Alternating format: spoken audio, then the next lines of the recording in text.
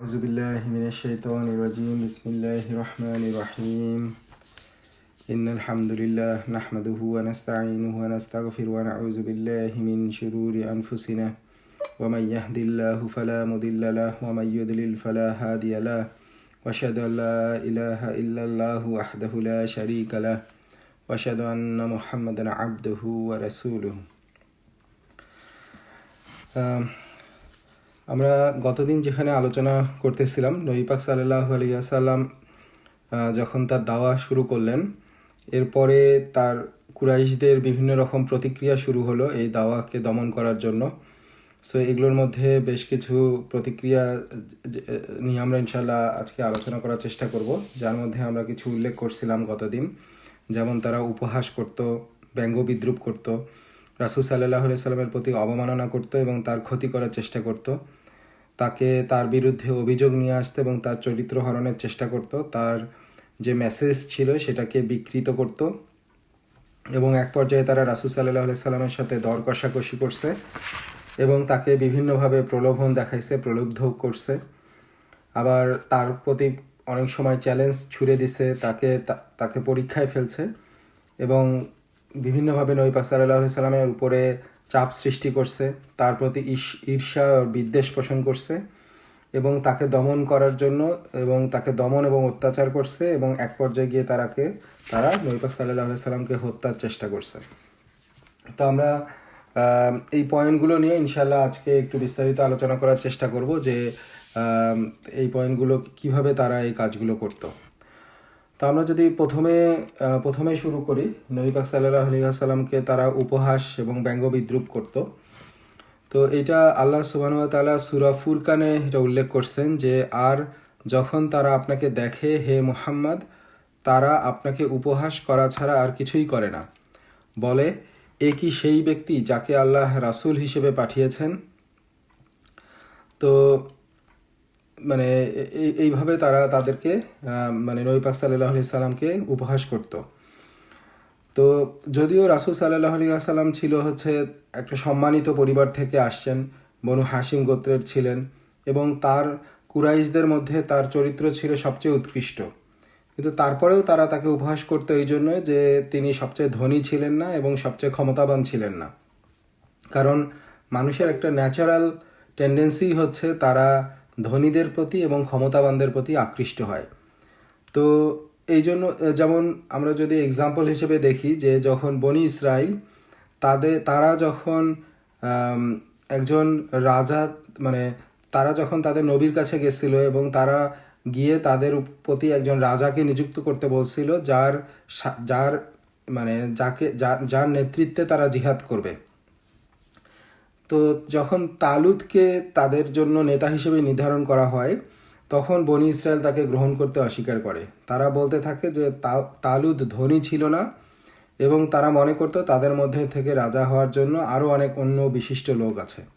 So এইভাবেই আসলে যখন তারা দেখলো যে তালুতের মধ্যে সে একটা সাধারণদের অন্তর্ভুক্ত এবং সে ধনী না, সে ক্ষমতাবান এবং ধনী না, তখন তারা তাকে অস্বীকার করে বসে।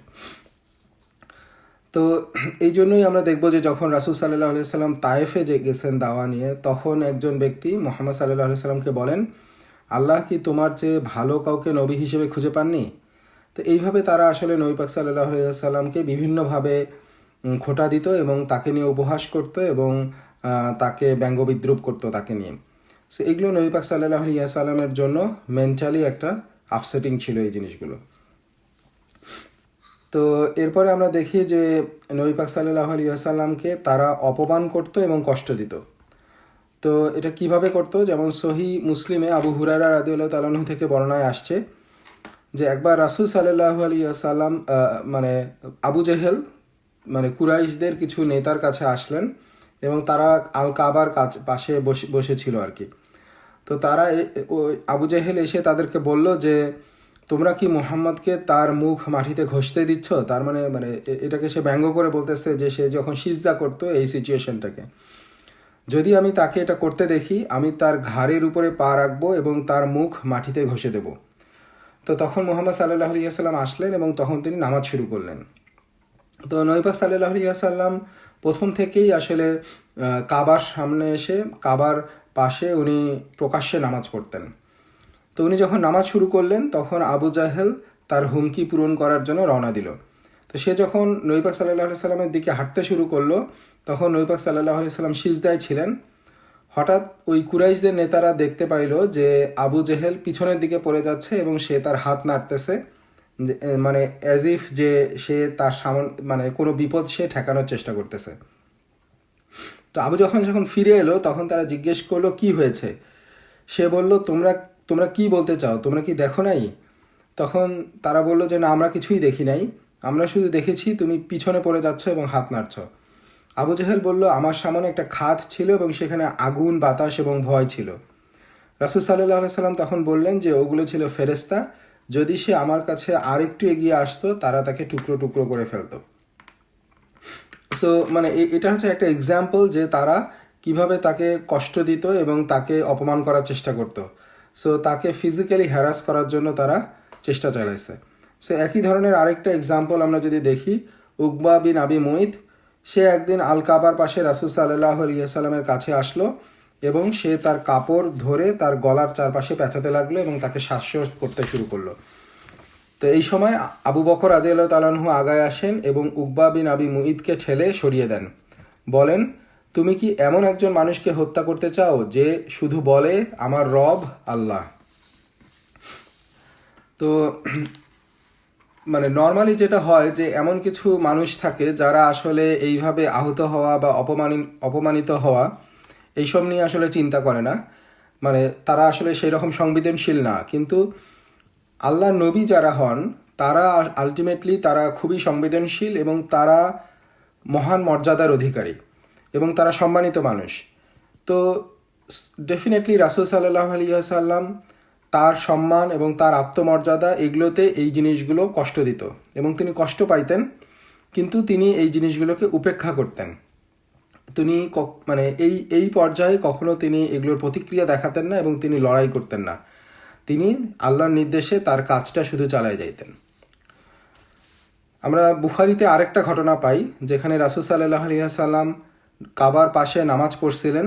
তখন আবু জাহেল কুরাইশদের নেতার কাছে আসছেন এবং তারা কাবার পাশে বসেছিল এবং তারা এসে বলল যে অমুকে একটি উট জবাই করেছে, সো কে যাবে এবং উটের পেটের ভিতরের অংশ, নাড়িভুড়ি যেগুলো আছে এগুলো নিয়ে এসে মুহাম্মদ সাল্লাল্লাহু আলাইহি সাল্লামের মানে মুহাম্মাদের উপর সালাতের সময় সেটা ফেলে দেবে। তো তাদের মধ্যে সবচেয়ে যে বদ লোক, খারাপ ব্যক্তি, সে ছিল উকবা বিন আবি মুইত। সে এই চ্যালেঞ্জটা গ্রহণ করলো এবং সে গেল এবং উটের নাড়িভুড়িগুলো নিয়ে আসলো এবং অপেক্ষা করতে থাকলো যতক্ষণ না রাসূল সাল্লাল্লাহু আলাইহি ওয়াসাল্লাম সিজদায় যান। তো যখন নবী পাক সাল্লাল্লাহু আলাইহি ওয়াসাল্লাম সিজদায় গেলেন তখন সে তার পিঠের উপরে এই জিনিসগুলো চাপাই দিল। তো রাসূল সাল্লাল্লাহু আলাইহি ওয়াসাল্লাম তারপরেও সিজদা কন্টিনিউ করে যাচ্ছিলেন এবং এর মধ্যে তার মেয়ে ফাতেমা রাদিয়াল্লাহু তাআলা আনহা এটা দেখলেন এবং তিনি দৌড়ে এসে তার পিতার পিঠ থেকে এই ময়লাগুলো সরায় ফেললেন। তো রাসূল সাল্লাল্লাহু আলাইহি ওয়াসাল্লাম এই পর্যায়ে এই ঘটনায় আসলে বেশ কষ্ট পাইছিলেন এবং তিনি সালাহ শেষ করলেন এবং কুরাইশদের লোকদের সামনে প্রকাশ্যে একটা দোয়া করলেন। তিনি বলছিলেন যে হে আল্লাহ, আবু জাহেলকে শাস্তি দিন, উতবা বিন রাবিয়া, শাইবা বিন রাবিয়া, আল ওয়ালিদ বিন উতবা, উমাইয়া বিন খালাফ এবং উকবা বিন আবি মুইত। এইভাবে তিনি 7 জনের নাম উল্লেখ করেন, যদিও এখানে আমরা 6 জনের নাম উল্লেখ করলাম কারণ যে হাদিস বর্ণনাকারী আবদুল্লাহ ইবনে মাসউদ রাদিয়াল্লাহু তাআলা আনহু উনি বলছেন যে আমি 7 জন, সপ্তম যে আরেকজন ব্যক্তি আছে তার নামটা আমি ভুলে গেছেন। আবদুল্লাহ বিন মাসউদ রাদিয়াল্লাহু তাআলা আনহু এটার সাথে অ্যাড করছেন যে যখন মানে বদর যুদ্ধের পরে আমি আমার নিজের চোখে দেখেছি যে এই লোকদের সবাই বদরের যুদ্ধে নিহত হয়েছিল। সো এইটাই ছিল নবী পাক সাল্লাল্লাহু আলাইহি ওয়াসাল্লামের এই দোয়ার পূর্ণতা। তো আমরা এখানে এরকমই বেশ কিছু এক্সাম্পল দেখলাম যেভাবে যে কুরাইশরা নবী পাক সাল্লাল্লাহু আলাইহি ওয়াসাল্লামকে অপমান করত এবং তাকে কষ্ট দিত। তো আমরা 3 নম্বর পয়েন্টে দেখি যে সেটা হচ্ছে মুহাম্মদ সাল্লাল্লাহু আলাইহি ওয়াসাল্লামকে অপবাদ দেয়া এবং তার চরিত্রকে হরণ করা এবং তারা তাকে বিভিন্ন নামে ডাকত। সো এটা আল্লাহ তাআলা মানে কুরআনে এটা বর্ণনা করছেন যে তারা বলে, হে সেই ব্যক্তি যার উপর বার্তা নাজিল করা হয়েছে, নিশ্চয়ই তুমি উম্মাদ। তো তাকে উম্মাদ বলা হয়তো এবং তারা উম্মাদ ছাড়াও তাকে জাদুকর, মিথ্যাবাদী এইসব বলতো। সো যত ধরনের অপবাদ দেওয়ার আছে তারা সেই অপবাদগুলো দেওয়ার চেষ্টা করত, এবং তারা তার চরিত্রের উপরে এই অপবাদ দেওয়ার তাদের উদ্দেশ্য ছিল যে তারা তার যে মেসেজটা সে নিয়ে আসছে এই মেসেজটাকে ধ্বংস করে দেয়া। এবং এটাই আসলে সূরা আনামে আল্লাহ তাআলা এটা বর্ণনা করছেন যে নিশ্চয়ই আমরা জানি যে তারা যা বলে তাতে তুমি কষ্ট পাও, আর নিশ্চয়ই তারা তোমাকে মিথ্যাবাদী বলে না, বরং জালিমরা আল্লাহ তাআলার আয়াতগুলো অস্বীকার করে। তো আল্লাহ সুবহানাহু ওয়া তাআলা এখানে উল্লেখ করতেছেন যে তারা আসলে তোমাকে মিথ্যাবাদী বলে না, তাদের মূল উদ্দেশ্য হচ্ছে যে আল্লাহর এই মেসেজ বা আল্লাহর এই আয়াত, এই ইসলামের এই দাওয়া, ইসলামের এই মেসেজ, এইটাকে অস্বীকার করা, এইটাকে মিথ্যা প্রতিপন্ন করা।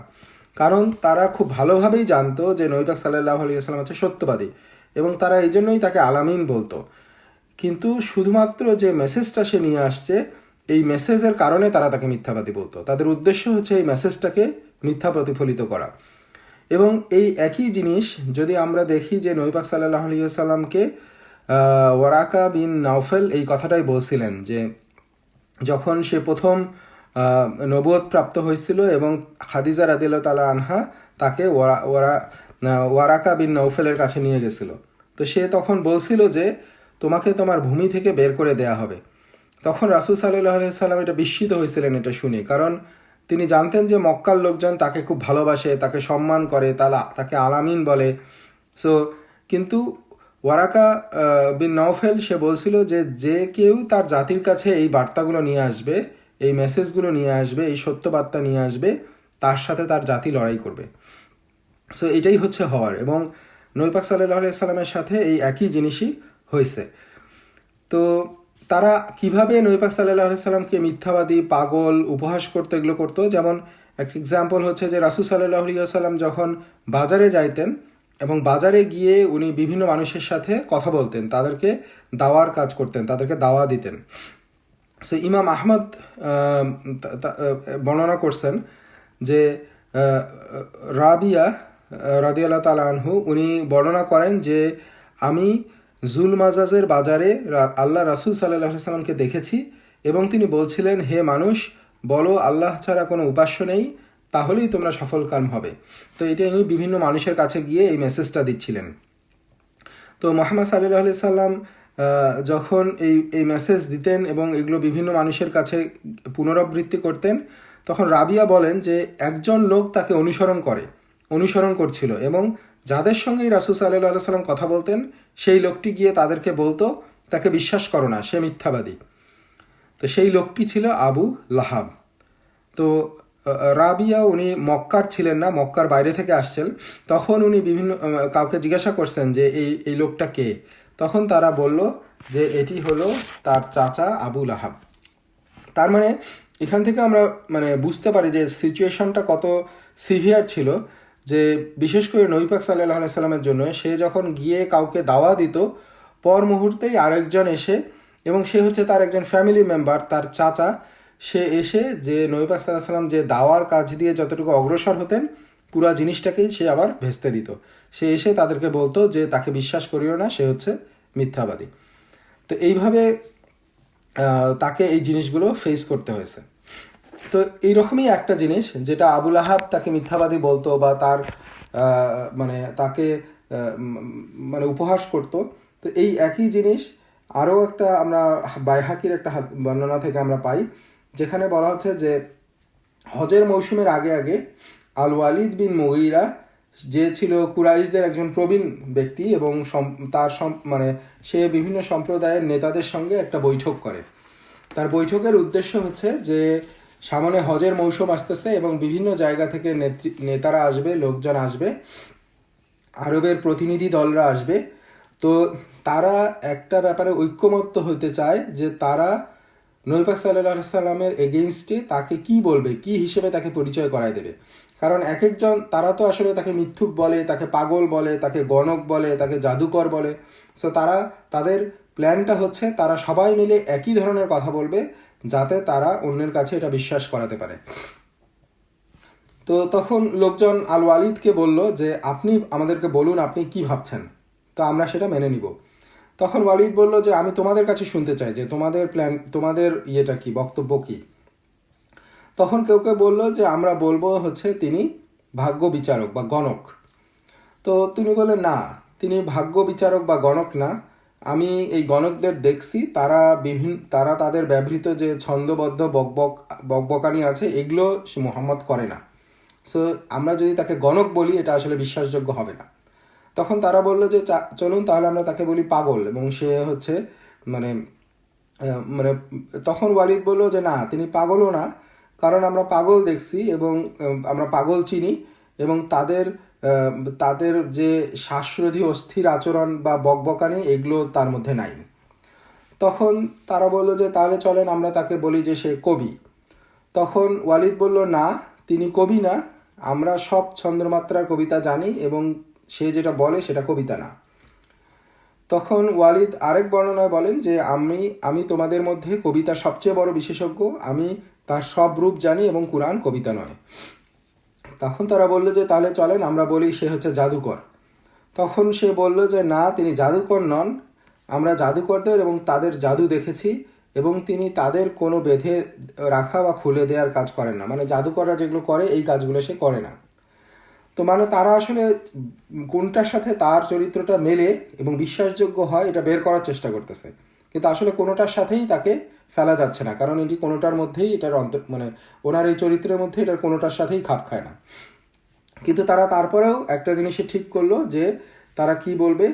তো তারা যেটা মানে মানে সব কিছু ইয়ে করার পরে তারা বলল যে ঠিক আছে, আমরা বলবো যে সে হচ্ছে জাদুকর। সো এইভাবে তারা যখন এই জিনিসগুলো নিয়ে আলোচনা করতেছিল এবং তাকে কিভাবে তার চরিত্রের মধ্যে মানে কালিমা লেপন করা যায় এবং তাকে বিভিন্নভাবে অপদস্থ করা যায় এবং অন্যদের সামনে উপস্থাপন করা যায়, এই জিনিসগুলো নিয়ে আলোচনা এবং গবেষণা করতেছিল, আল্লাহ তখন সূরা মুদ্দাসসিরের কিছু আয়াত নাজিল করেন এবং সেখানে তিনি এই ঘটনাগুলো বর্ণনা করেন। আল্লাহ তাআলা বলতেছেন যে নিশ্চয়ই সে ভেবেছে এবং বিবেচনা করেছে, অতএব ধ্বংস হোক সে যেভাবে সে বিবেচনা করলো, তারপর আবার ধ্বংস হোক সে যেভাবে সে বিবেচনা করলো, তারপর সে আবার চিন্তা করলো, তারপর সে ভুরু কুচকালো এবং মুখ বিকৃত করলো, তারপর সে ফিরে গেল এবং অহংকার করলো এবং বলল এ তো কেবল পূর্ব থেকে নেওয়া জাদু, এ তো কেবল এক মানবের কথা ছাড়া আর কিছুই নয়। তো এই হচ্ছে তাদের কুরাইশদের অবস্থা ছিল। তারা এই মেসেজকে আটকানোর জন্য, এই মেসেজের বিরোধিতা করার জন্য নবী পাক সাল্লাল্লাহু আলাইহি ওয়াসাল্লামের চরিত্র হনন করত এবং তাকে বিভিন্নভাবে অপদস্থ করত। আমরা 4 নম্বর পয়েন্টে দেখি যে বার্তা বিকৃতি। নবী পাক সাল্লাল্লাহু আলাইহি ওয়াসাল্লামের যে মেসেজ ছিল সেটাকে তারা বিকৃত করত। সেটা তারা কি বলতো? সো তাদের মধ্যে একজন ছিল নাদির ইবনুল হারিস। সে বিশেষভাবে গল্প শিখতে সে পারস্যে গিয়েছিল এবং সে যখন ফিরে আসলো এবং সে লোকজনকে ডেকে বলতো যে তোমরা আমার কাছে এসো, আমার কাছে আরও ভালো গল্প আছে। সো সে আসলে মানুষের মধ্যে এমন একটা ইমপ্রেশন দেওয়ার চেষ্টা করতো যে আসলে নবী পাক সাল্লাল্লাহু আলাইহি ওয়াসাল্লাম যেগুলো বলতেছে এগুলো হচ্ছে বানানো গল্প, সো আমি তার থেকে ভালো গল্প বলতে পারি। সো আল্লাহ সুবহানাহু ওয়া তাআলা সূরা ফুরকানে বলছেন যে আর তারা বলে আগের লোকদের কাহিনী যা তিনি লিখে নিয়েছেন আর যা সকাল সন্ধ্যা তাকে লিখিয়ে দেওয়া হয়। তার মানে তিনি এগুলো অন্যের কাছ থেকে শুনছেন এবং এগুলো তাকে শিখাই দেওয়া হয়েছে এবং এগুলো উনি লিপিবদ্ধ করছেন এবং তাকে সেগুলোই উনি আমাদেরকে বলতেছেন। এইভাবে তারা এই মানে কুরআনের এই মেসেজগুলোর ব্যাপারে সেই মেসেজটাকে বিকৃত করার জন্য তারা এই মিথ্যা আরোপগুলো করত এবং তারা দাবি করতো যে নবী পাক সাল্লাল্লাহু আলাইহি ওয়াসাল্লাম যা বলেন সেগুলো হচ্ছে বানানো গল্প। মানে তো এটা হচ্ছে তাদের আরেকটা পলিসি ছিল এই মানে নবী পাক সাল্লাল্লাহু আলাইহি ওয়াসাল্লামের মেসেজের এগেইনস্টে। 5 নম্বর পয়েন্টে আমরা দেখার চেষ্টা করি যে দর কষাকষি এবং সমঝোতা। তারা নবী পাক সাল্লাল্লাহু আলাইহি ওয়াসাল্লামের সাথে এসে দর কষাকষির চেষ্টা করতো এবং তারা সমঝোতা করারও চেষ্টা করছে। সেটা কীরকম? কুরাইশের লোকেরা নবী পাক সাল্লাল্লাহু আলাইহি ওয়াসাল্লামের কাছে এসে বলল যে চলো একটা সমঝোতা করি, আমরা একদিন আল্লাহর ইবাদত করব আর তুমি আমাদের দেবতার একদিন ইবাদত করবে। তো নবী পাক সাল্লাল্লাহু আলাইহি ওয়াসাল্লাম বললেন যে না, তিনি কখনোই এমন বিষয়ে সম্মত হবেন না। তখন তারা ফিরে গেল এবং কিছুদিন পর আবার ফিরে এসে আরেকটা অফার দিল। আরেকটা দর কষাকষির চেষ্টা করলো। কীরকম? যে আমাদের কাছে আরও ভালো প্রস্তাব আছে, আমরা এক সপ্তাহ আল্লাহর ইবাদত করব, আর তুমি একদিন আমার দেবতাদের ইবাদত করবে। তখন মুহাম্মদ সাল্লাল্লাহু আলাইহি সাল্লাম বললেন যে না, সেটাও উনি করবেন না। তো আমরা জানি যে তারা আবার ফিরে গেল এবং তারা আরও ভালো প্রস্তাব নিয়ে আসলো যে আমরা 1 মাস আল্লাহর ইবাদত করব, আর তুমি আমাদের দেবতাদের শুধু একদিন ইবাদত করবে। তখন সেটাও রাসূল সাল্লাল্লাহু আলাইহি সাল্লাম নাকচ করে দেন। তখন আল্লাহ সুবহানাহু ওয়া তাআলা আয়াত নাজিল করেন, তারা চায় যে তুমি কিছুটা আপোষ করো, তাহলে তারাও আপোষ করবে। তো এখন তাদের ধর্ম ছিল মানুষের বানানো, সো তারা তাদের ধর্মকে ইচ্ছামতো পরিবর্তন করতে পারত। কিন্তু নবী পাক সাল্লাল্লাহু আলাইহি সাল্লামের এই সুযোগ ছিল না, কারণ এই দিন হচ্ছে আল্লাহর পক্ষ থেকে। তো তারা যদি 1 বছরও আল্লাহর ইবাদত করতে চায় এবং বিনিময়ে যদি তারা এক মুহূর্তও নবী পাক সাল্লাল্লাহু আলাইহি সাল্লামকে বলে তাদের দেবতাদের ইবাদত করতে, এই আপোষও তার করার কোনো সুযোগ নাই। তো এটা সূরা কাফিরুনে আল্লাহ তাআলা এটাই বর্ণনা করছেন যে আল্লাহ বলছেন যে বলুন, হে কাফিরগণ, আমি উপাসনা করি না তোমরা যা উপাসনা করো, আর তোমরাও উপাসনাকারী নও যা আমি উপাসনা করি, এবং আমি কখনো উপাসনাকারী হব না তোমরা যা উপাসনা করো, আর তোমরাও কখনো উপাসনাকারী হবে না যা আমি উপাসনা করি। তোমাদের জন্য তোমাদের ধর্ম, আর আমার জন্য আমার ধর্ম। তো তারা বহু ধরনের এরকম দর কষাকষির চেষ্টা করছিল, যা কখনো নবী পাক সাল্লাল্লাহু আলাইহি সাল্লামের ক্ষেত্রে কার্যকর হয় নাই। তো এই জন্য তারা আলটিমেটলি আরও ক্ষিপ্ত হয়ে ওঠে, এবং কিন্তু নবী পাক সাল্লাল্লাহু আলাইহি সাল্লামের দিক থেকে তার বক্তব্য ছিল যে তিনি হচ্ছেন কেবল আল্লাহর একজন রাসূল, এবং তিনি আল্লাহর এই ধর্মে কোনো পরিবর্তন আনতে পারেন না। তো আমরা 6 আর 7 নম্বর পয়েন্ট, যেটা হচ্ছে প্রলোভন আর হচ্ছে চ্যালেঞ্জ। তারা তাকে বিভিন্ন ধরনের প্রলোভন দেখাতো, এটা একটা, এবং তাকে বিভিন্ন ধরনের চ্যালেঞ্জ ছুড়ে দিত। তো এটা একটা বড় একটা ঘটনার মধ্যে দিয়ে এই দুইটা ব্যাপারই একসাথে আসে। তাকে কিভাবে তারা প্রলোভন দেখাতো এবং তাকে কিভাবে তারা পরীক্ষার মুখোমুখি করতো বা চ্যালেঞ্জ ছুড়ে দিত। তো আমরা ঘটনাটা দেখি। ইবনে ইসহাকের বর্ণনা এটা আসছে যে ইবনে আব্বাস রাদিয়াল্লাহু তাআলা আনহু বলেন যে কুরাইশের নেতারা কাবার পাশে একসাথে হইলেন এবং তারা বললেন যে মুহাম্মদ সাল্লাল্লাহু আলাইহি সাল্লামকে ডেকে আনো এবং আমরা তার সাথে সব ধরনের আলোচনা করে সব ধরনের চেষ্টা করব এবং এই আলোচনা করে একটা সমাধানে আসব, যাতে আর কোনো তার অজুহাত না থাকে। তো যেভাবেই হোক তাকে কনভিন্স করবে। তো তারা একজনকে পাঠালো মুহাম্মদ সাল্লাল্লাহু আলাইহি সাল্লামকে ডাকার জন্য। তো ইবনে আব্বাস রাদিয়াল্লাহু তাআলা আনহু যেটা বর্ণনা করছেন যে মুহাম্মদ সাল্লাল্লাহু আলাইহি সাল্লাম তাড়াহুড়া করে চলে এলেন, কারণ তিনি তাড়াতাড়ি আসছেন, কারণ তিনি আশা করছেন যে কুরাইশদের হয়তো মনের পরিবর্তন হয়েছে, তারা হয়তো কিছুটা মানে তারা এখন এই দিনের প্রতি তারা নরম হয়েছে এবং তারা হয়তো ইসলামের দিকে আসতে যাচ্ছে। সো এইটা আশা করে উনি খুব তড়িঘড়ি করে আসছেন। তো তারা যখন আসলো, তখন নবী পাক সাল্লাল্লাহু আলাইহি ওয়াসাল্লাম যখন আসলেন, তখন তারা বলল যে হে মুহাম্মদ, আমরা তোমাকে সমঝোতার জন্য ডেকেছি। তো তারা সুন্দর কথা দিয়ে শুরু করলো। তো কিন্তু তারপরে তারা আলটিমেটলি বলতে শুরু করলো যে আল্লাহর কসম, আমরা কোনো আরব মানুষকে দেখি নাই যে তার কওমের উপর তোমার মতো বিপদ এনেছে। তুমি আমাদের পূর্বপুরুষদের পথকে অস্বীকার করেছো, তুমি আমাদের ধর্মকে সমালোচনা করছো, আমাদের মূল্যবোধকে উপহাস করছো, আমাদের যে উপাস্য দেবতারা আছে তাদেরকে গালি দিছো, এবং আমাদের সমাজকে তুমি বিভক্ত করে ফেলছো। তুমি সব ধরনের অপ্রীতিকর কাজ করছো, যেটা আমাদের এবং তোমার মাঝে বিরোধ সৃষ্টি করছে। সো আমরা দেখি নাই যে তোমার আগে এমন কেউ আসছে যে তার জাতির উপর এত বড় ক্ষতি নিয়ে আসছে। তো এইভাবে তারা নবী পাক সাল্লাল্লাহু আলাইহি সাল্লামকে ক্রিটিসাইজ করতে শুরু করলো, কারণ তাদের উদ্দেশ্য ছিল নবী পাক সাল্লাল্লাহু আলাইহি সাল্লামকে দুর্বল করে তাকে কিছু প্রলোভন দেখানো। এখন তো এইভাবে তারা যখন একটা প্রেক্ষাপট তৈরি করলো এবং তারা নবী পাক সাল্লাল্লাহু আলাইহি সাল্লামের সামনে বিভিন্ন ধরনের প্রলোভন ছুড়ে দিতে শুরু করলো। কীরকম? তারা বলল যে হে মুহাম্মদ, তুমি যদি এই বার্তা আমাদের সামনে এই কারণে নিয়ে আসো যে তোমার ধন সম্পদ প্রয়োজন, তাহলে তুমি আমাদের বলো, আমরা তোমার জন্য ধন সম্পদ সংগ্রহ করব যতক্ষণ না তুমি আমাদের মধ্যে সবচেয়ে ধনী হয়ে যাও। তো তুমি যদি এই ধর্ম নিয়ে আসো ক্ষমতা পাওয়ার জন্য, তাহলে আমরা তোমাকে আমাদের উপর রাজা বানাই দেব। তুমি যদি এই ধর্ম নিয়ে আসো নারী পাওয়ার জন্য, তাহলে আমরা কুরাইশদের সেরা 10 জন নারীকে বাছাই করব এবং তোমার সাথে সবাইকে বিয়ে দেব।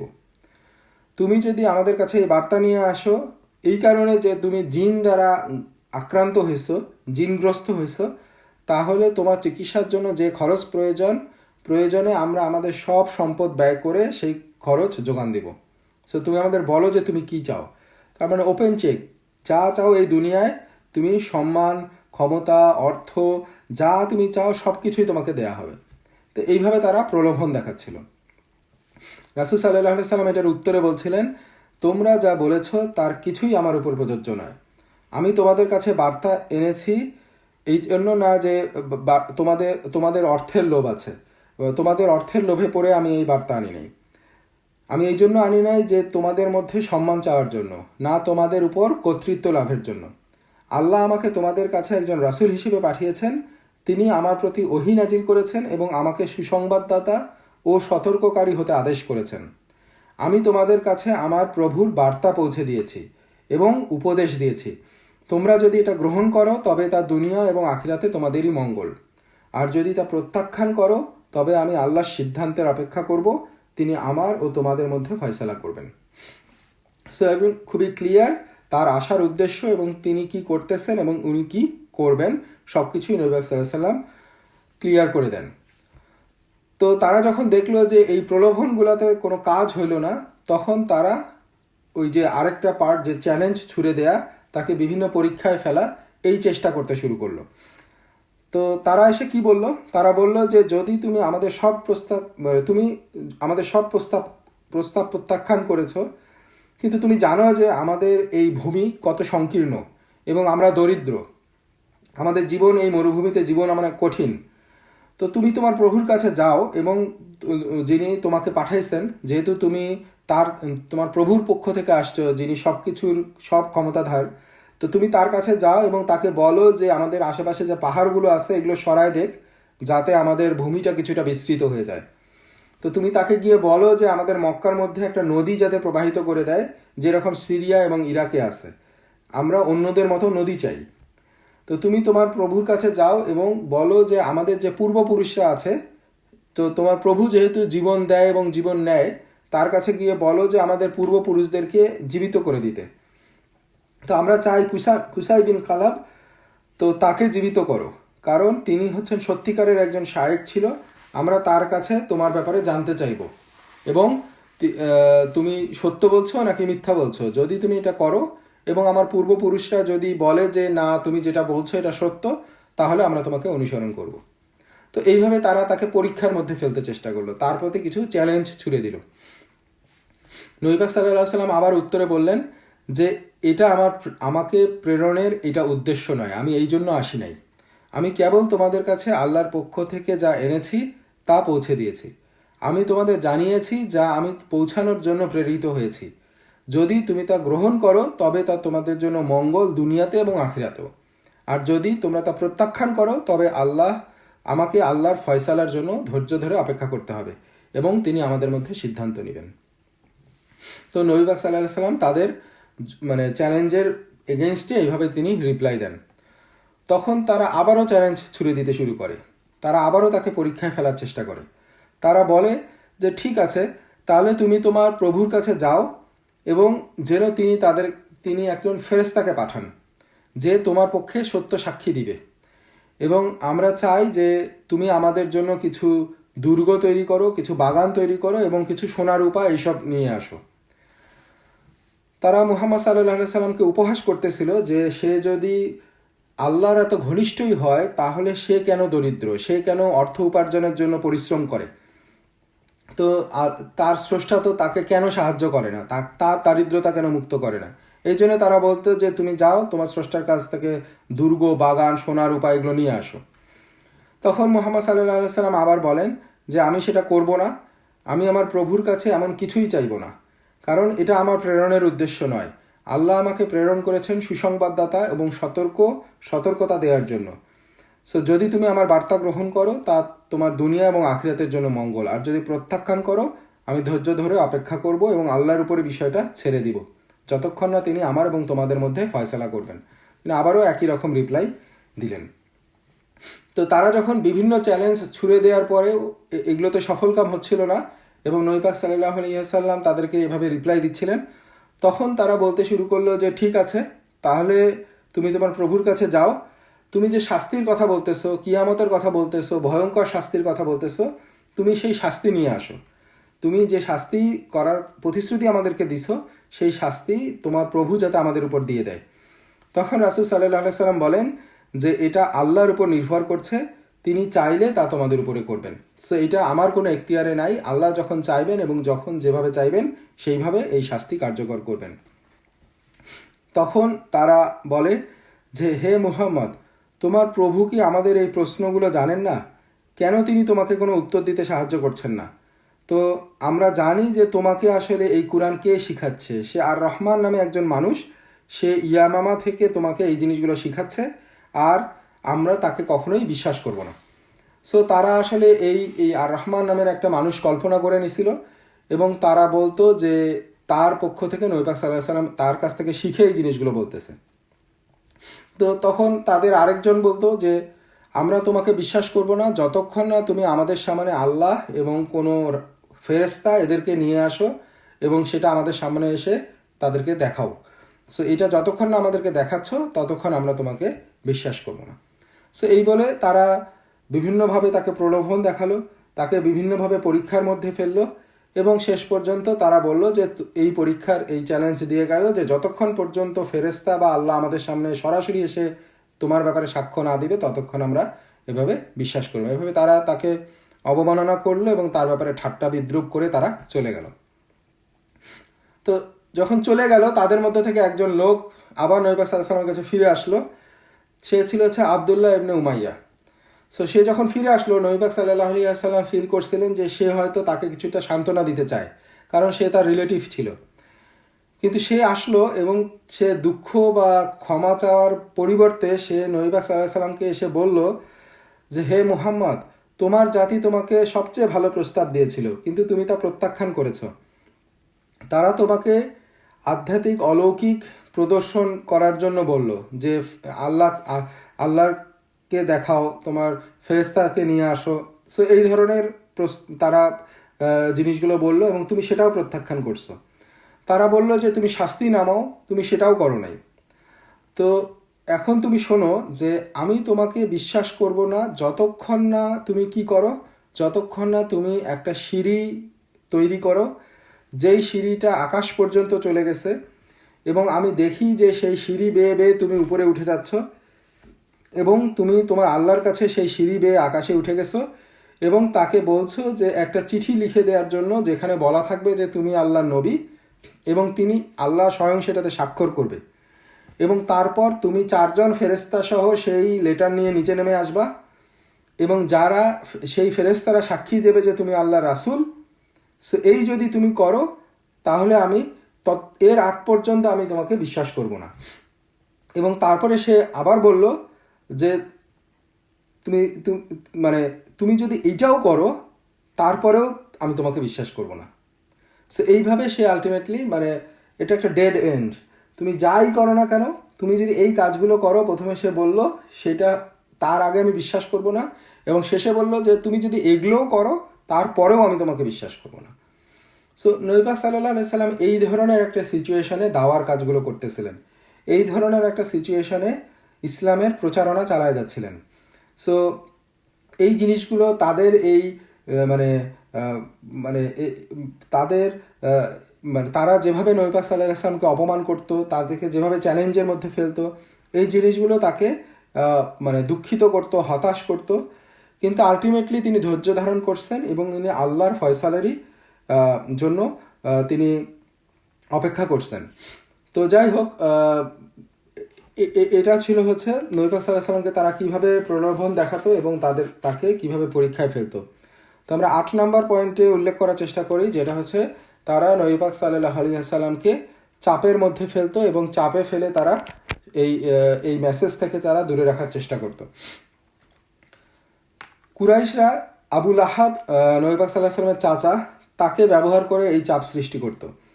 তো তারা যেটা আবু লাহাবের ছেলে আকিল রাদিয়াল্লাহু তাআলা আনহু, তিনি বর্ণনা করছেন যে কুরাইশদের নেতারা আবু লাহাবের কাছে আবু তালিব, আবু তালিবের কাছে আসতো এবং আবু তালিবের কাছে এসে তারা বলল যে তোমার এই ভাতিজা আমাদের এই বৈঠকগুলো এবং আমাদের বিভিন্ন জায়গায় সে আমাদেরকে বিরক্ত করতেছে, সো তাকে আমাদের থেকে দূরে থাকতে বলো। তখন আবু লাহাব আকিলকে বলল যে যাও মুহাম্মাদকে ডেকে আনো। তো উনি যখন আসলেন তখন আবু তালিব তাকে বললেন যে তোমার জাতি অভিযোগ করছে যে তুমি তাদের বৈঠকগুলোকে ব্যাহত করছো, তুমি কেন থেমে যাচ্ছ না? তো আবু তালিব তিনি আলটিমেটলি আদেশের ভঙ্গিতে বলেন নাই, তিনি যেটাকে সঠিক মনে করছেন সেই হিসেবে তাকে পরামর্শ দিছেন। তো এই সময় নবী পাক সাল্লাল্লাহু আলাইহি ওয়াসাল্লাম তার চাচাকে বলেন, আকাশের দিকে তাকায় বলেন যে হে আমার চাচা, আপনি কি সূর্যটাকে দেখছেন? তিনি বললেন যে হ্যাঁ।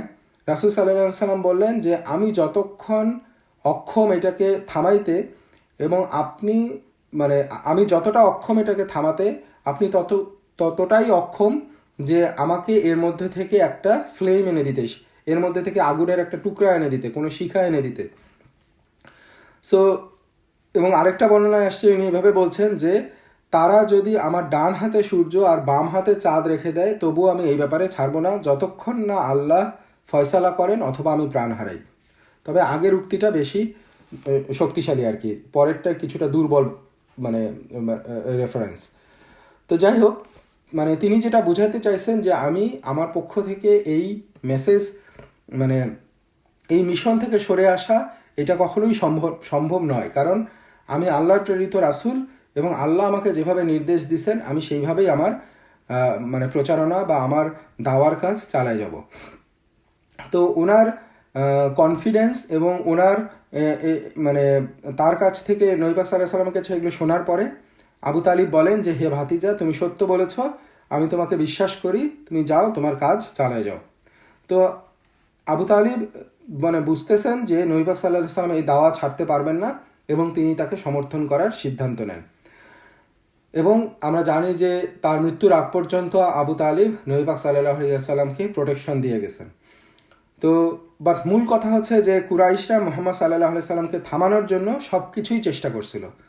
সো এইভাবেও তারা তাকে থামানোর চেষ্টা করছে। তো 9 নম্বর পয়েন্টে আমরা উল্লেখ করি যে হিংসা এবং বিদ্বেষ, তারা কিভাবে তাকে হিংসা করত এবং তার প্রতি বিদ্বেষ পোষণ করত। কুরাইশদের নেতা ওয়ালিদ ইবনে মুগীরা সে বলে যে আল্লাহ যদি নবী বেছে নিতে চাইতেন তাহলে আমাকে কেন নিলেন না?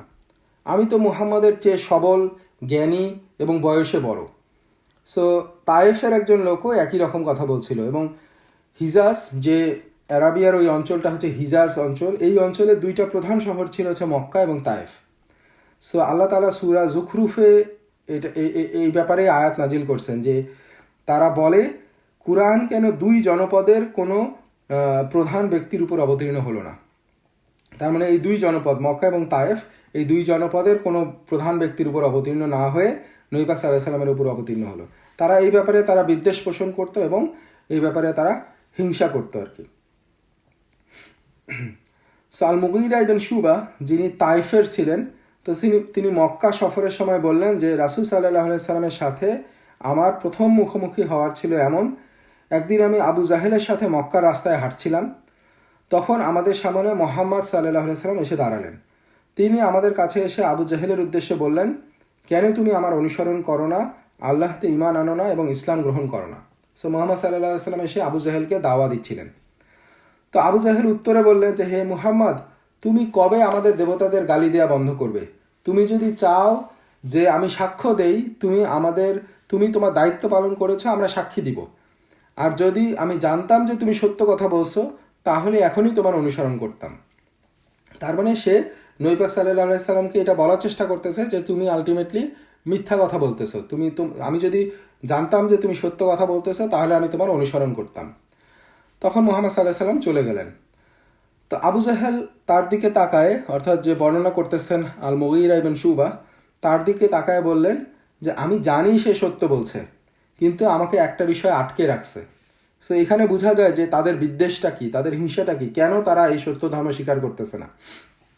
আবু জেহেল বলল, কুশাইয়ের বংশধরেরা বলছিল যে আমরা নাদোয়া নেতৃত্ব চাই। আমরা যদি মনে করি যে আমরা যখন আলোচনা করছিলাম যে মক্কায় কিভাবে এই মানে কুরাইশরা কিভাবে রাজনৈতিক এবং ধর্মীয় এবং সব ধরনের ক্ষমতার মানে পায়, সেখানে কুসাই বিন কালাব তাদের নেতৃত্বে তারা যখন সব ধরনের কর্তৃত্বগুলো নিয়ে নেয়, তো উনি ওই ঘটনাগুলো উল্লেখ করছেন যে কুসাইয়ের বংশধর তারা বলছিল যে আমরা নাদুয়া নেতৃত্ব চাই, আমরা তাদেরকে দিয়েছি।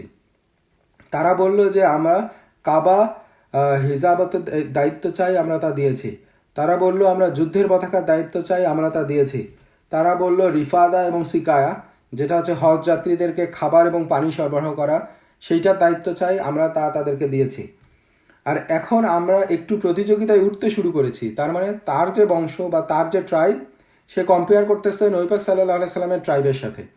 সো আমরা এখন তাদের সাথে কম্পিট করে তাদের কাছ থেকে এই কর্তৃত্বগুলো নিয়ে আমরা কিছুটা কাছাকাছি চলে আসছি। এই সময় হঠাৎ এসে সে বলতেছে যে আমাদের মধ্যে একজন নবী এসেছে। সো আমরা এখন এইটার প্রতিযোগিতা কিভাবে করব? আমরা এখন কিভাবে আমাদের মধ্যে একজন নবী নিয়ে আসব? সো আল্লাহর কসম, আমরা কখনো এটা স্বীকার করব না। তো তাদের মধ্যে এই বিদ্বেষগুলো ছিল, তাদের মধ্যে ক্ষমতার দ্বন্দ্ব ছিল, তাদের মধ্যে এই প্রতিযোগিতা ছিল। সো তারা নিজেদের কর্তৃত্ব হারায় ফেলার আশঙ্কা করত। সো এই হিংসা এবং বিদ্বেষী আবু জেহেলকে তাদের ইসলাম থেকে বিরত রাখছিল, কারণ তারা জানতো যে নবী পাক সাল্লাল্লাহু আলাইহি সাল্লাম যেটা বলতেছেন এটা হচ্ছে সত্য। তো এই জন্যই আসলে কুরআনের বিভিন্ন জায়গায় এই মেসেজগুলোই আসছে যে নবীরা যখন তাদের কোনো বার্তা নিয়ে আসছেন, সবচেয়ে বেশি অস্বীকার আসলে বাধার সম্মুখীন হয়েছেন বা অস্বীকারের সম্মুখীন হয়েছেন ক্ষমতাবান শ্রেণীর মধ্য থেকে, যারা আসলে নিজেদের ক্ষমতা হারানোর ভয় পাইত এবং অন্যদেরকে মানে ব্যবহার করে তারা তাদের ক্ষমতাগুলো ব্যবহার করার ভয় পাইতো, অন্যায় অত্যাচার থেকে তাদেরকে এখন বিরত থাকতে হবে এই ভয় পাইতো। এই জন্য তারা আসলে নবীদেরকে অস্বীকার করতো, নবীদের বিরুদ্ধে কাজ করতো। তো আমরা লাস্ট 2টা পয়েন্ট উল্লেখ করব। 10 নম্বর পয়েন্টটা হচ্ছে নির্যাতন। তারা কিভাবে নির্যাতন করত। তো প্রথম সময়ে নবী পাক সাল্লাল্লাহু আলাইহি সাল্লামকে তারা তার ব্যাপারে অভিযোগ করত, তাকে অপমান করত, বিদ্রূপ করত, কষ্ট দিত, কিন্তু তাকে সরাসরি মানে নির্যাতন করতো না। কিছু কিছু ব্যাপারে তারা তাকে এসে কষ্ট দিত, যেমন আমরা কয়েকটা এক্সাম্পল দেখছি। কিন্তু নির্যাতন বলতে যেটা বোঝায় কন্টিনিউয়াসলি হ্যারাস করা, ফিজিক্যালি টর্চার করা, এই জিনিসটা তাকে করতো না। এবং এটা আল্লাহর পক্ষ থেকে নবী পাক সাল্লাল্লাহু আলাইহি সাল্লামের একটা বিশেষ সুরক্ষা ছিল, এবং এই সুরক্ষাটা ছিল আবু তালিবের মাধ্যমে আল্লাহ তাআলা তাকে এই সুরক্ষাটা দিতেন। কিন্তু তারা আবু তালিব মৃত্যুবরণ করার পরেও আল্লাহ তাআলা তাকে এই ধরনের টর্চার থেকে আল্লাহ তাআলা রক্ষা করছেন, এবং আল্লাহর বিশেষ রহমত এবং বিশেষ ইচ্ছায়, বিশেষ সুরক্ষায় নবী পাক সাল্লাল্লাহু আলাইহি ওয়াসাল্লাম এই ধরনের টর্চার থেকে রক্ষা পাইছিলেন। কিন্তু এই ধরনের টর্চারগুলো বা নির্যাতনগুলো তার সাহাবারা এটা ফেস করছেন, এবং সাহাবাদের এই কষ্টগুলো নবী পাক সাল্লাল্লাহু আলাইহি ওয়াসাল্লামকে গভীরভাবে মানে কষ্ট দিত। যেমন তারা কিভাবে সাহাবাদেরকে পানিশমেন্ট দিত বা নির্যাতন করত, ইবনে ইসহাক বলছেন যে তারা সাহাবাদের লোহার বর্মে মুড়ে রোদে ফেলে দিত, যাতে লোহার বর্মগুলো গরম হয়ে যায় এবং সেটা তাদের শরীরকে পুড়ায় ফেলে। সো সাহাবাদের নির্যাতনের মধ্যে মানে সবচেয়ে বেশি মানে এই যে নির্যাতনগুলো করা হতো, এই ব্যাপারে সবচেয়ে বেশি দৃঢ়তা দেখাইছিলেন বিলাল রাদিয়াল্লাহু তাআলা আনহু। তাকে যতই নির্যাতন করা হতো তিনি তত শক্তিশালী হয়ে উঠতেন। তো তাকে জিজ্ঞাসা করা হয়েছিল, যখন তোমাকে নির্যাতন করা হয় তখন তুমি বারবার কেন আহাদুন আহাদ বলো? তখন বিলাল রাদিয়াল্লাহু তাআলা আনহু বলছিলেন যে আমি দেখছি যে যখন আমি আহাদ বলি এইটা তাদের সবচেয়ে বেশি রাগায়, তাদেরকে সবচেয়ে বেশি রাগায় ফেলে। সো এই বাক্যটা তাদেরকে সবচেয়ে বেশি ক্ষুব্ধ করে। সো এই জন্য আমাকে যত বেশি নির্যাতন করতো আমি আরও জোরে বলতাম আহাদ আহাদ। তো এটাই হচ্ছে বিলাল রাদিয়াল্লাহু তাআলা আনহু বা সাহাবাদের, তার মতো অন্যান্য সাহাবাদের এক্সাম্পল, যারা আসলে মানে এবং ইবনে ইসহাক রাদিয়াল্লাহু তাআলা আনহু, ইবনে ইসহাক তিনি স্পেসিফিক্যালি বলেন যে বিলাল রাদিয়াল্লাহু তাআলা আনহু তিনি নিজেকে আল্লাহর কাছে বিক্রি করে দিয়েছেন। তো যখনই বিলাল রাদিয়াল্লাহু তাআলা আনহু আহাদ বলতো উমাইয়া ইবন খালাফ তখন আরও ক্রোধান্বিত হইতো এবং তার নির্যাতন বাড়ায় দিত, এবং বিলাল রাদিয়াল্লাহু তাআলা আনহু তখন আরও জোরে বলতেন আহাদ আহাদ। তো এইটা মানে শুধুমাত্র বিলাল রাদিয়াল্লাহু তাআলা তখন দাস ছিলেন, তো এটা যে শুধু দাসীদের মধ্যে সীমাবদ্ধ ছিল তা না। সো সম্ভ্রান্ত ব্যক্তিদেরকেও, যারা সম্ভ্রান্ত সাহাবারা ছিল, যারা ফ্রি ছিল, তাদেরকেও আলটিমেটলি মানে নির্যাতন করা হতো। যেমন উসমান ইবনে আফফান, যিনি কুরাইশদের অভিজাত বংশ যে বনু উমাইয়ার ছিলেন, তাকে কার্পেটে মুড়ে ফেলা হতো এবং তার উপরে তারা মানে লাফাতো আর কি, এভাবে তাকে কষ্ট দিত। তো আমরা দেখছি যে দাসদাসীদের উপর নির্যাতনের আরও ঘটনা হচ্ছে। সুমাইয়া এবং তার পরিবার, তাদের মানে আবু জাহেলের হাতে তারা কিভাবে নির্যাতিত হয়েছিল, এবং ইয়াসির এবং সুমাইয়া তারা আবু জাহেলের হাতে নিহত হয়েছিল। তো এবং এই ধরনের কঠোর নির্যাতন করার ব্যাপারে আবু জেহেল ছিল হচ্ছে সবচেয়ে বেশি অগ্রগামী। তো ইবেন ইসাক বলেন যে সেই পাপী আবু জেহেল ছিল কুরাইশদের লোকদের, মুসলিমদের বিরুদ্ধে সে মানে মুসলমানদের বিরুদ্ধে কুরাইশদের লোকদেরকে সে উস্কাই দিত। যখনই সে শুনতো যে কোনো সম্মানিত বা প্রভাবশালী ব্যক্তি ইসলাম গ্রহণ করছে, তখনই সে তাকে অপমান করত।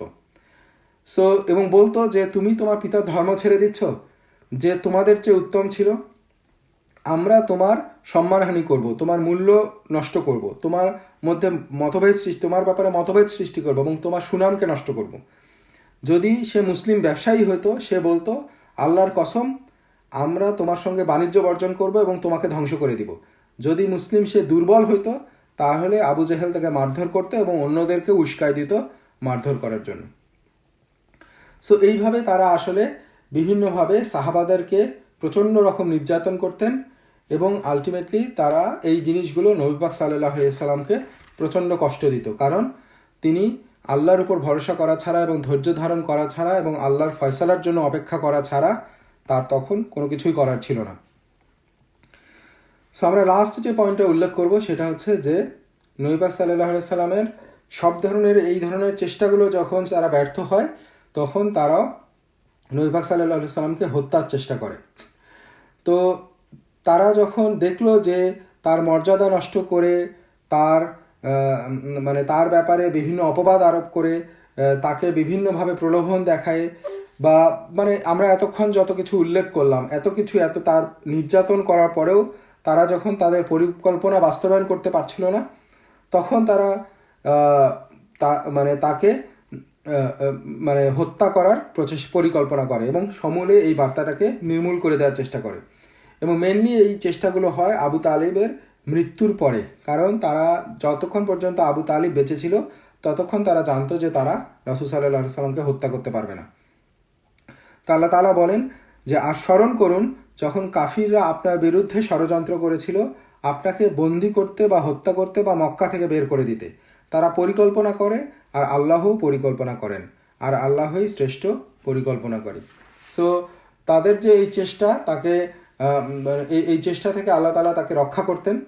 তো এই চেষ্টাগুলোর একটা এক্সাম্পল হচ্ছে যখন তিনি হিজরত করে মদিনার উদ্দেশ্যে রওনা হন, ওই সময়ের প্রেক্ষাপটটা তাকে কিভাবে হত্যার চেষ্টা করা হয়েছিল।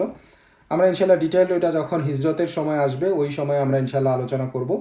বাট এইভাবে আলটিমেটলি বিভিন্নভাবে যেগুলো আমরা পয়েন্ট উল্লেখ করলাম সেগুলো কিছু এক্সাম্পল সহ, বাট তারা কন্টিনিউয়াসলি মক্কার এই 13 বছরের এই সময়টাকে কন্টিনিউয়াসলি তারা বিভিন্নভাবে নবী পাক সাল্লাল্লাহু আলাইহি সাল্লামের উপরে এই জিনিসগুলো প্রয়োগ করে এবং তার এই দাওয়া কাজ, সে যে মেসেজটা নিয়ে আসছে এইটাকে তারা প্রতিরোধের চেষ্টা করে। তো এখন আমরা এর পরবর্তী পর্যায়ে দেখব যে এই যে তারা চেষ্টাগুলো করতো, আমরা তো কিছু কিছু দেখলাম নবী পাক সাল্লাল্লাহু আলাইহি সাল্লাম কীভাবে তাদেরকে রিপ্লাই দিতেন, কীভাবে ধৈর্য ধারণ করতেন, বাট আমরা আরেকটু ডিটেলসে দেখব যে এই সময় এইসবের প্রতিক্রিয়া হিসেবে নবী পাক সাল্লাল্লাহু আলাইহি সাল্লাম কী করতেন। এর প্রতি মুহাম্মদ সাল্লাল্লাহু আলাইহি সাল্লামের প্রতিক্রিয়াগুলো কী ছিল। তা আমরা ইনশাল্লাহ এই ব্যাপারে এবং তার পরবর্তী পর্যায়গুলো নিয়ে আমরা নেক্সট দিন ইনশাল্লাহ আলোচনা করার চেষ্টা করব। ওয়া মা তাওফিকি ইল্লা বিল্লাহ। তো আমরা আজকে ইনশাল্লাহ এখানেই শেষ করি।